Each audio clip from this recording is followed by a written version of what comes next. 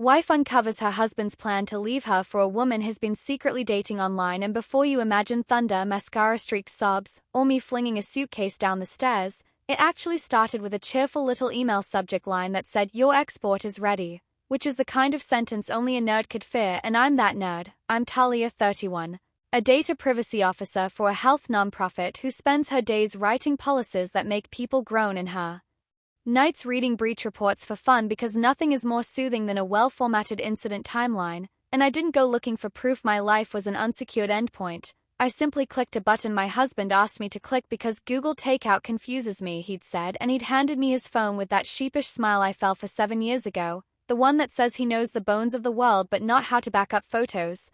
And I swear to you it could have been a love story about tech support if the download hadn't finished and zipped itself into a neat little folder named after his email and the year in the Word archive, and if opening that folder hadn't quietly detonated my marriage. I wasn't snooping. I wasn't even curious in the spicy way. I wanted to make sure his stuff exported correctly because 3 times this year I've told our elderly volunteers at work to do exactly this so their memories don't sit on a single fragile device, and what kind of hypocrite wouldn't help her own spouse? The zip unfurled, the familiar little universe of subfolders appeared: Drive, Photos, Mail, Locations, like drawers in a house. I clicked Drive first because I'm a completionist, and that's why I saw a folder with a cloying, punchable name, Fresh Start. It had been shared with an account I didn't recognize, an alias with no name, just a handle, sunlit.lock. I told myself it could be a writing project. I told myself it could be a pitch he was helping someone polish because my husband, Evan, is a middle school science teacher and a serial helper of people who ask for it just right. Then I opened it. Inside were 4 docs and a spreadsheet with the kind of bone-dry titles that make auditors smile. Budget FS, Timeline FS, Storage FS, and the doc that made my scalp go cold, T Conversation Plan. I clicked Timeline first because time always tells on people.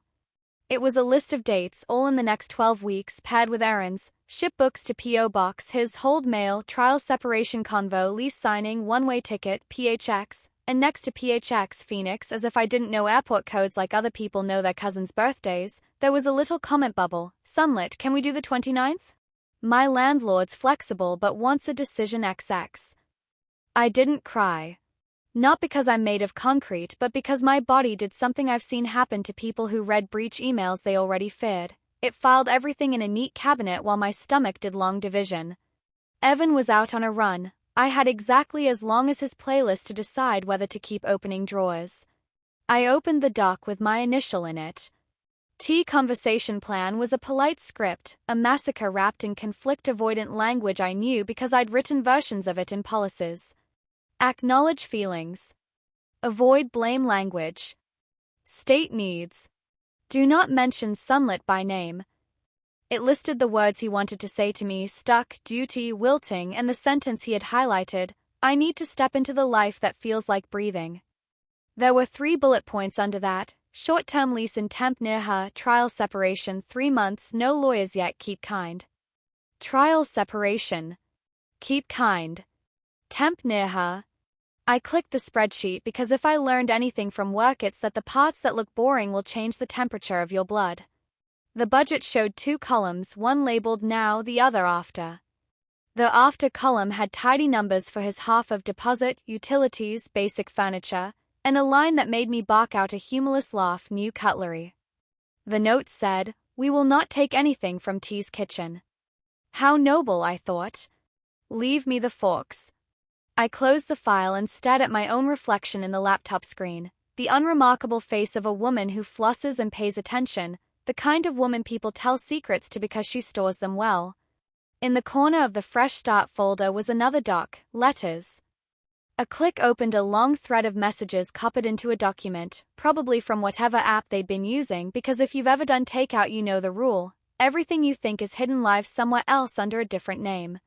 The letters were not like the letters you see in movies, all perfume and calligraphy. They were modern and savage in their intimacy: links to songs, a blurry photo of a person's elbow in sunlight, a sentence like "if I could crawl inside your voice and live there I would," and 100 tiny details that added up to the worst kind of evidence: daily, gentle, sustained.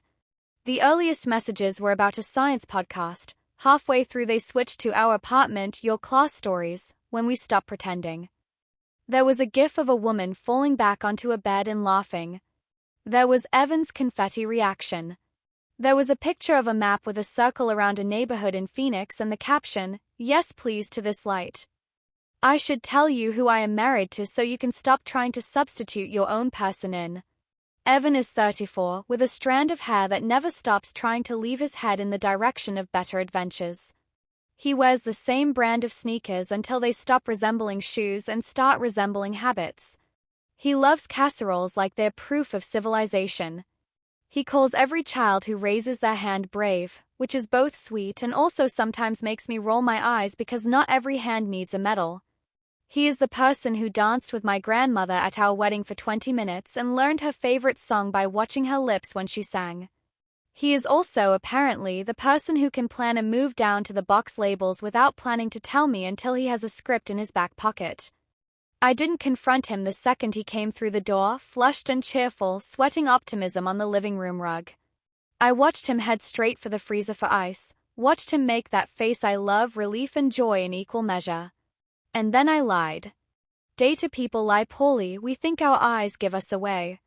I said, we should test the backup those exports so you don't lose anything, and he said thanks Tal because he thinks there are only 2 settings in me, helpful and more helpful. I felt my mouth open to tell him everything and close because I wanted not to scream but to build a case so strong even my own denial couldn't wiggle free.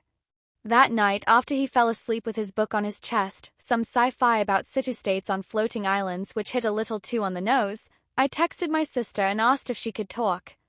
Minute lives an hour up the coast in a rented place with too many plants and a view of the ocean that makes you think the world is bigger than your panic.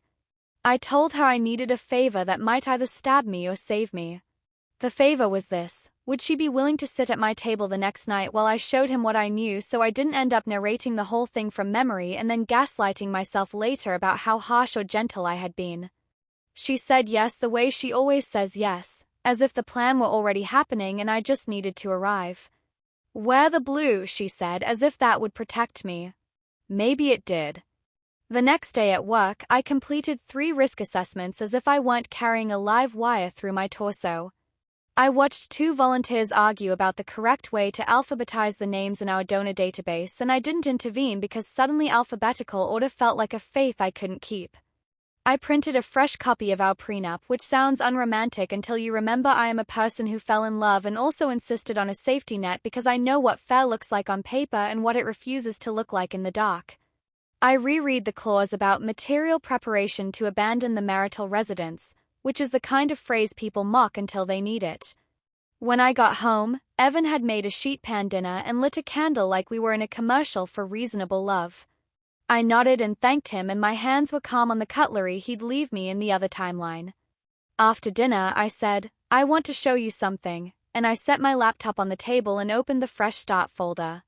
He stared at the name, and in the space between his eyebrows a small storm blew in. He did not ask how I got it. He knows how I get everything.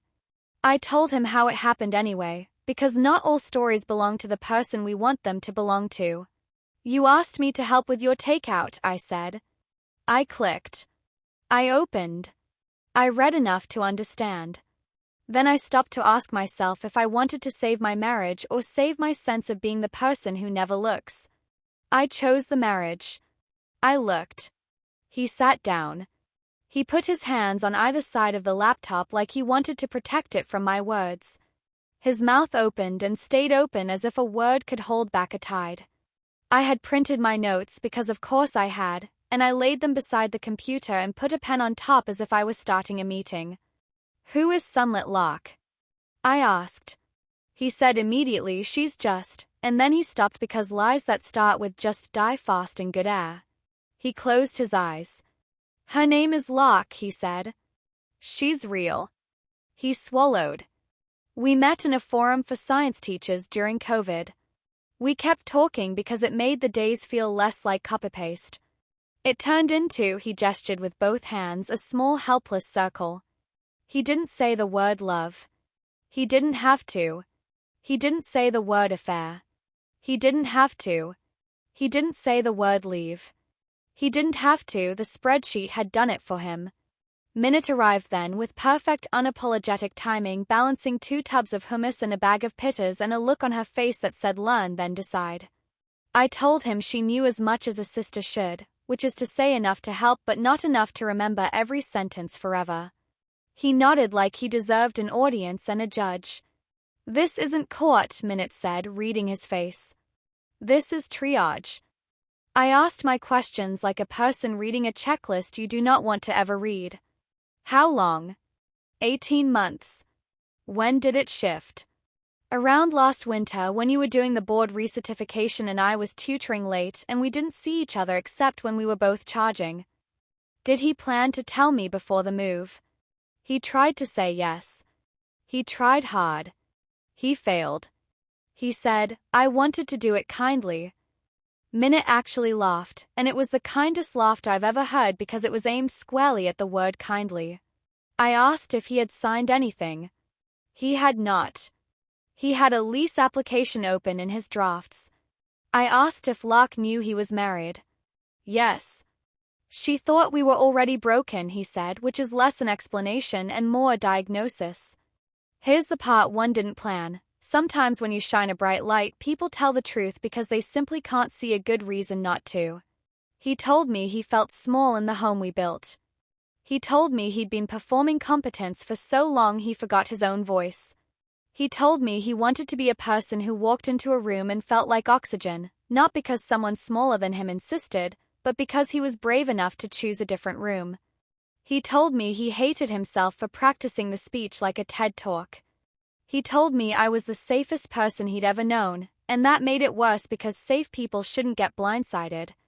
And then he did the thing that made me sit back. He cried like a man who wasn't apologizing to get something, but apologizing because he realized he had become someone whose own mother wouldn't admire him for a minute.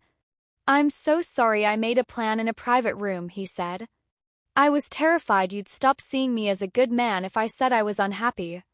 I was cowardly enough to prefer the version where I secretly change coordinates. He looked up at me then in the way people look at flight boards. I will pack a bag and go to Min's tonight if you want. Or a hotel. Or the couch. Or I will call her and end it right now and then we can decide what's left. Call her, I said, because sometimes you pick the one action that will shift air and let everything else breathe after. He dialed and put it on speaker because I asked him to and because we're not doing secret rooms anymore. Her voice was lower than I expected, calm in the way people sound when they think they're already in their next life. He told her he couldn't move. He told her he was ending it. He didn't say for now, he didn't say maybe later. He said, I lied to myself about the kind way to do a cruel thing. I'm not coming. She was quiet. She said after a while, I knew if you were brave enough to leave you'd also be brave enough to tell her first, which felt like a line she'd rehearsed, and she hung up. If this were a movie, I'd insert a montage of boxes and weeping and a triumphant haircut. Real life is graceless and patient.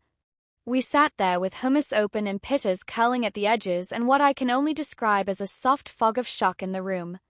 We wrote down the promises he'd made without me and then wrote down the ones he could make in daylight. He would email the landlord and withdraw his application. He would send me screenshots of the cancellation.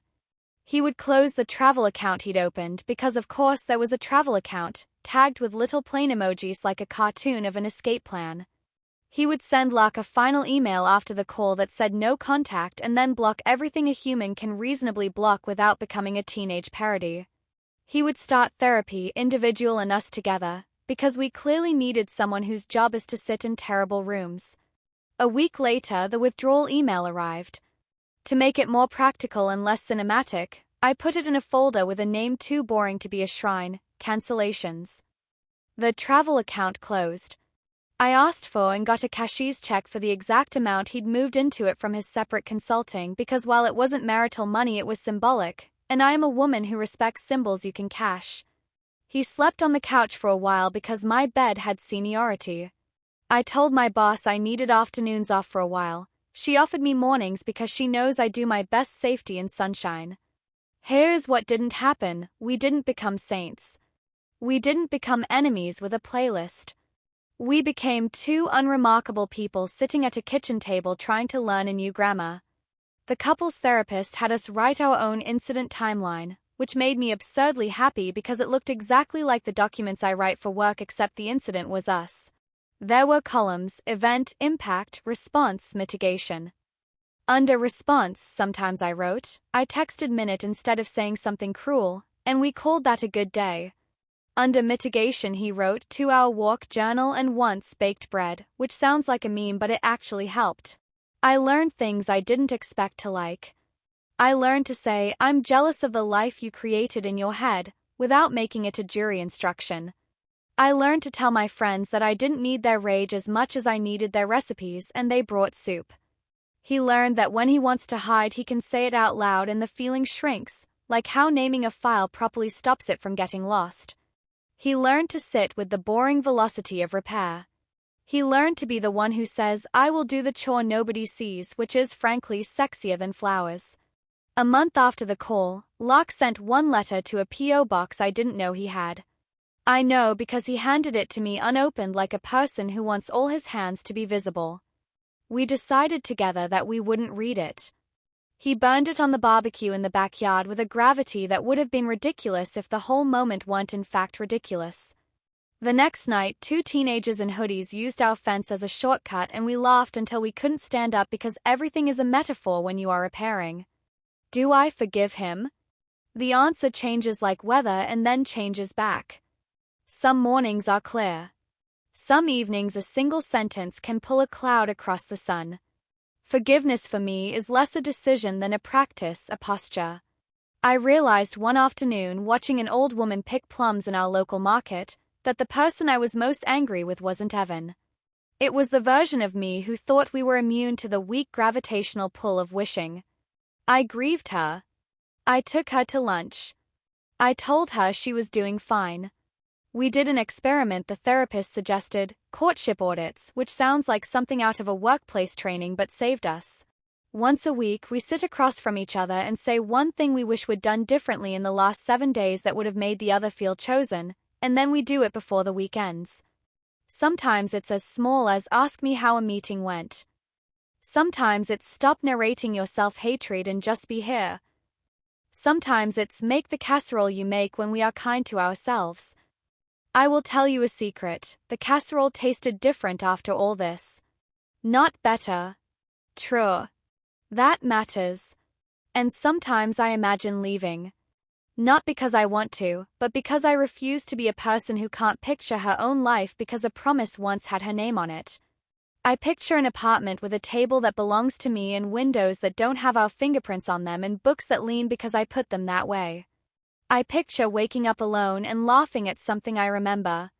Then I come home and Evan is there rinsing cilantro like he's auditioning for a Gentle Husband commercial, and he says hi Tal in a voice I would climb back into my life for, and I think okay, let's try again. If you are reading this because you clicked a polite email and your heart fell through the floor and you caught it before it cracked open on the tiles, I have no script that fits every mouth. I have suggestions like a friend in a quiet kitchen. Make a timeline not to punish but to stop your own gaslighting 3 months from now when you are tired. Get a witness who loves you enough to tell you the terrible truth and then hold your hair while you do something braver than screaming. Write your non-negotiables on paper. Paper is boring and boring saves lives. Don't confuse kind with clean. Kindness is often messy.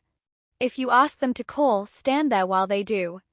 If you ask them to leave, remember you have a name and a playlist and friends who will bring hummus. We're 6 months past, your export is ready. Sometimes I forget what the Fresh Start folder looked like. Sometimes I can see it in my sleep in that blue I associate with false calm. We kept the prenup where it belonged, in the drawer next to the warranty for the blender and the spare keys, visible enough to remind us that love is better when the exit signs work.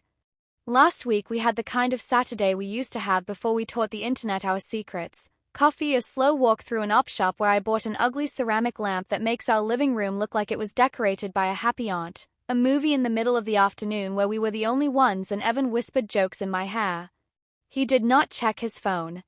I took a picture of the screen when the credits rolled because I wanted to remember this dumb, regular happiness. It's sitting in our cloud now in a folder named something too boring to be a shrine, weekend, and I am improbably excited for the next upload. Tonight we'll cook the casserole and it will taste like ordinary magic. He'll set the forks, his gallant legacy, and I'll set the glasses, and we will eat and talk about a kid in his class who built a balloon and a straw and made it shoot across a string, and how he clapped because flight is still holy even when you know the physics. After, we'll walk around the block like we always do when the air is soft, and the neighbors will wave from their porch like a sitcom, and we will go home and he'll put his phone face up on the bench because that's our small ritual of no secrets, and I'll open my laptop to scroll a little, and maybe a cheerful subject line will blink somewhere and say, "Your export is ready." And I will laugh quietly and say, "Not tonight, I already live here." And he'll look at me like a man who is learning again how to breathe in the life he chose with the person he almost forgot to choose out loud.